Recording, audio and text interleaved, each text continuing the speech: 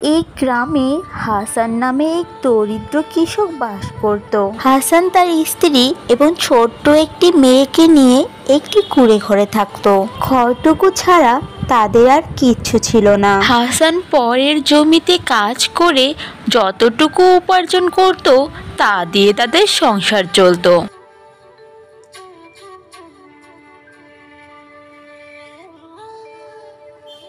ও চাচা, আমাকে আপনার জমিতে কিছু কাজ দিন না, আমি সব রকমের কাজ করে দিতে পারবো। কোথাও কোনো কাজ পাচ্ছি না চাচা, আমাকে কিছু কাজ দিন, আমি সব রকমের কাজ করে দিতে পারবো। শুধু দিন শেষে কয়েকটা পারিশ্রমিক দিলেই হবে, আমি যেন আমার বউ বাচ্চাকে কিছু খাওয়াতে পারি। আমার জমিতে আপাতত কোনো কাজ নেই হাসান, আমি তোকে কি কাজ দিব বলতো? আর শুধু শুধু পয়সা বা দেবো কেন তোকে? এমন করে বলবেন না চাচা, আমাকে একটা কাজ দিন না দয়া করে। তোকে এক কথা কতবার বলতে হবে? বললাম তো আমার কাছে কোনো কাজ নেই, যা যা এখান থেকে। এরপর হাসান হতাশ হয়ে সেখান থেকে চলে যায়। আর দিন শেষে হাসানকে খালি হাতেই বাড়ি ফিরতে হয়। কি গো, তুমি আজও কোনো কাজ পাওনি? ঘরে চাল ডাল কিচ্ছু নেই, অন্যের কাছে চেয়ে চিনতে কদিন চালানো যায় বলো তো? মেয়েটা আমার না খেতে পেয়ে শুকিয়ে কাঠ হয়ে যাচ্ছে। বাবা, ও বাবা, তুমি কবে আমাদের জন্য চাল আর শাকসবজি কিনে আনবে বলো তো? আমার মাছ মাংস কিচ্ছু চাই না বাবা, তুমি শুধু আমাকে ভাত আর কাঁচা মরিচ এনে দিও। আমি আর ভাত না খেয়ে থাকতে পারছি না বাবা, আমার খুবই খিদা লাগে। হায় হায় বিধাতা, এরপরও কি তুমি মুখ তুলে চাইবে না? যে বয়সের বাচ্চারা খেলনার জন্য আবদার করে, সে বয়সে আমার মেয়েটা আমার কাছে শুকনো ভাত খেতে যাচ্ছে। আমি অভাগা পাপ, আমি সেটাও দিতে পারছি না আল্লাহ। এভাবেই দরিদ্র হাসানের দিন চলতে থাকে।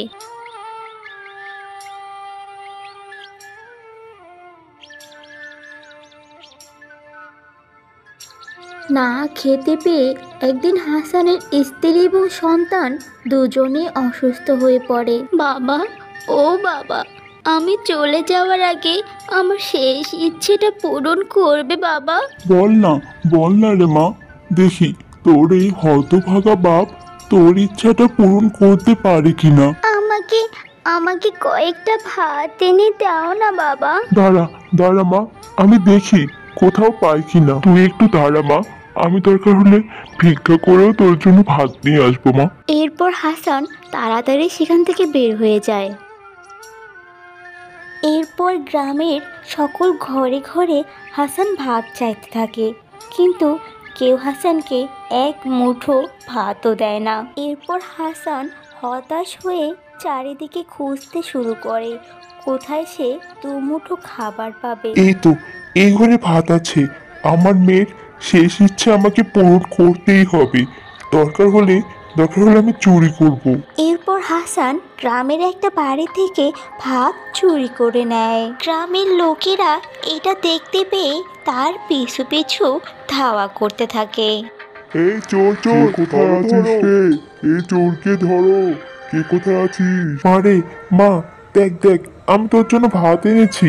বউ, কি হলো? ওঠো মারে, আমি তোর জন্য ভাত এনেছি মা, তুই তো ভাত খেতে চেয়েছিলি। মারে ওঠ, ওঠ রে মা। হাসানের কোনো কথাই তারা শুনতে পায় না, কারণ এতক্ষণে হাসানের স্ত্রী এবং সন্তান দুজনেই মারা গিয়েছে। না না, এ হতে পারে না। বিধাতা, তুমি কোন জন্মের শাস্তি দিচ্ছ আমায়? কি রে রহিম, বের হ, বের হ বলছি। অন্যের ভাত চুরি করে খাওয়া, দেখাচ্ছি তোকে আজ মজা। এই নে তোদের ভাত, লাগবে না তোদের ভাত আর আমার। নিয়ে যা, নিয়ে যা, দূর হ, দূর হ, দূর হ এখান থেকে, আমার চোখের সামন থেকে। হাই, মনে হচ্ছে রহিম পাগল হয়ে গেছে। চলো চলো, আমরা এখান থেকে চলে যাই। এরপর সবাই সেখান থেকে চলে যায়। এদিকে দরিদ্র রহিম একসাথে মেয়ে আর বউকে হারিয়ে প্রায় পাগল হয়ে যায়। সে লোকে দাঁড়ে দাঁড়ে কাজের সন্ধান করলেও তাকে সবাই পাগল বলে তাড়িয়ে দেয়। একদিন সে মোড়লের বাড়িতে চলে আসে কাজের সন্ধানে। মোড়ল মশাই, ও মোড়ল মশাই, বাড়িতে আছেন? ও হাসান, হ্যাঁ বল, ডাকছিস কেন রে? মোড়ল মশাই, আমি আপনার গ্রামের এক হতভাগা কৃষক, দয়া করে আমাকে কোনো কাজ দিন মোড়ল মশাই। শুনলাম তুই নাকি তোর বউ বাচ্চাকে হারিয়ে পাগল হয়ে গেছিস, তুই আবার আমার বাড়িতে এসেছিস কাজ চাইতে? দূর হ, আমি কোনো পাগলকে কাজ দিই না। মোড়ল মশাই, দয়া করে আমাকে কোনো কাজ দিন, আমি কোনো পাগল নেই মোড়ল মশাই। সব পাগলই একই কথা বলে যে সে পাগল না। এই কে কোথায় আছিস সে? এই পাগলকে আমার চোখের সামন থেকে নিয়ে যা, বের করে দেখে। এরপর মোড়লের লোকজন হাসানকে ধরে সেখান থেকে বের করে দেয়। এই তো এখানে একটা লাউ ধরেছে, আমি বরং এই লাউটা নিয়ে যাই, আজ না হয় শুধু লাউ সিদ্ধ খেয়ে থাকবো। কিন্তু এটা তো মোড়ল মশাইয়ের লাউ। আল্লাহ, তুমি আমাকে মাফ করে দিও, পেটের খিদের জন্য আমাকে এই লাউটা নিতে হচ্ছে। মোড়ল মশাইয়ের তো অনেক খাবার আছে, আমি এই একটা লাউ নিলে তার কিছুই হবে না। কিন্তু হতভাগা হাসান লাউটা নেওয়ার সময় মোড়লের লোকজন সেটা দেখতে পায় আর হাসানকে ধরে একটা গাছের সাথে বেঁধে তাকে খুব মারতে শুরু করে। মার এই হাসানকে, এমন ভাবে মার যেন কখনোই আমার গাছের কোনো কিছু চুরি করার কথা ভাবতেও না পারে। হাসানকে মারতে মারতে তারা মেরেই ফেলে। মোড়ল মশাই, আমরা এখন এই হাসানের লাশটাকে কি করব? নদীতে ভাসিয়ে দিয়ে আয়। আর শোন, আমার জন্য লাউটা সুন্দর করে রান্না করবি আজ। আচ্ছা ঠিক আছে মোড়ল মশাই। এরপর মোড়ল মশাইয়ের চাকর রান্নাঘরে সেই লাউটা রেখে আর কিছুক্ষণ পর হাসানের আত্মা সেই লাউয়ে প্রবেশ করে। এ কি, লাউটা তো এখানেই রেখেছিলাম, লাউটা কোথায় গেল? এখন মোড়ল মশাইকে আমি কি বলবো? আজই হলো মোড়লের শেষ রাত, মোড়লের করা প্রতিটা অপরাধের আজ ওকে আমি শাস্তি দিব। রাতে যখন মোড়ল মশাই ঘুমিয়ে পড়ে ঠিক তখনই ওরে বাবা রে, ওরে বাবা রে, এই লাউটা আমাকে মেরে ফেললো রে, কে কোথায় আছিস, আমাকে বাঁচা।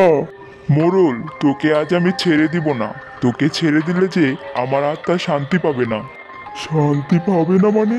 কে তুই? কাল যাকে তুই লাউ চুরির অপরাধে পিটিয়ে মেরে ফেলেছিস, আমি সেই হাসান। আমি তোকে শাস্তি দিতে এসেছি, যেন কখনো কোনো অনাহারী মানুষকে তোরা এইভাবে না মারতে পারিস। না, আমাকে মারিস না, আমার ভুল আমি বুঝতে পেরেছি, আমাকে ক্ষমা করে দে। আমি আর কোনো মানুষকে অনাহারে মরতে দিব না। তোর কোনো ক্ষমা নেই, তোকে আমি আজ শেষ করে দিব। আমাকে একবারের মতো সুযোগ দে, আমি আর কখনোই কোনো গরিব দুঃখী মানুষকে কষ্ট দিব না। আমি গ্রামের সবার কাজের ব্যবস্থা করে দিব।